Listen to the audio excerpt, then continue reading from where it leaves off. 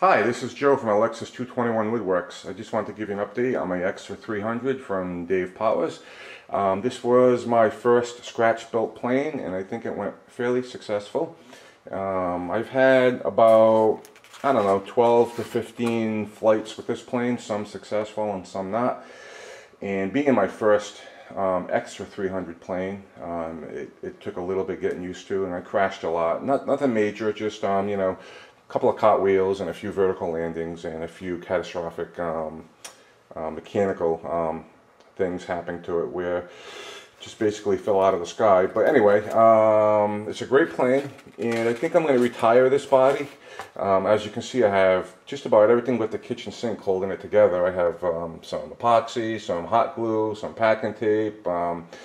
You know, I even made a few control horns on my own, and just do whatever you can to get it in the air. That's basically what I did. So basically, a lot of the damage that I sustained on this plane was on the inside of the fuselage where it meets the wing. As you can see, there's a few cracks there that I have some you know, some epoxy and some packing tape, and on this side, and also near the ailerons over there, I have some epoxy and packing tape. But as catastrophic as it looks, it actually still flies very well.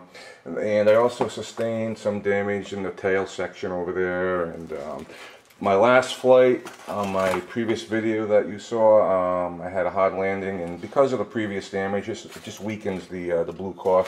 And as you can see, where the nose is, where the servo is, you know, the nose just kind of hangs there. So I can probably fix that and get it up in the air again. But I'm already working on a new plane, same type, Extra 300, with a few modifications to it, which is right here, as you can see. Made out of the same stuff, blue core, really cheap and expensive. You can probably make a dozen planes out of one bundle from your local home improvement store. Basically what I've done was I reinforced with a box shape with some carbon fiber.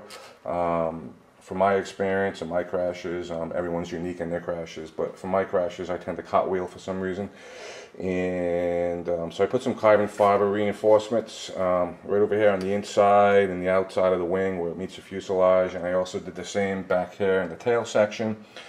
And I also doubled up on the fuselage. I'm not sure if that's going to give me any issues in the future with stability or weight, but let's see how it goes.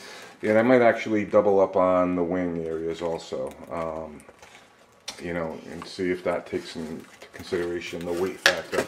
I mean, this plane over here with the electronics mounted on it and the motor and all that weighs about 15 ounces. And it doesn't seem to give me any issues at all with weight and stability or performance. So I'm not sure, you know, what the maximum weight, you know, you can have on one of these planes for this wingspan size, but I would imagine you can't go too much.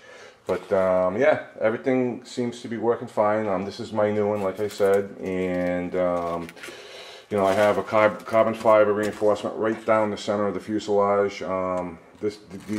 The style of this plane, being all foam, tends to twist a lot. As you can see in everyone's videos, the tail kind of catches up to the front of the fuselage when you do a barrel roll. So but it's a fun plane. It's a great plane. It's real fun to make. It's real simple to make. The power package that I went with, my local hobby store has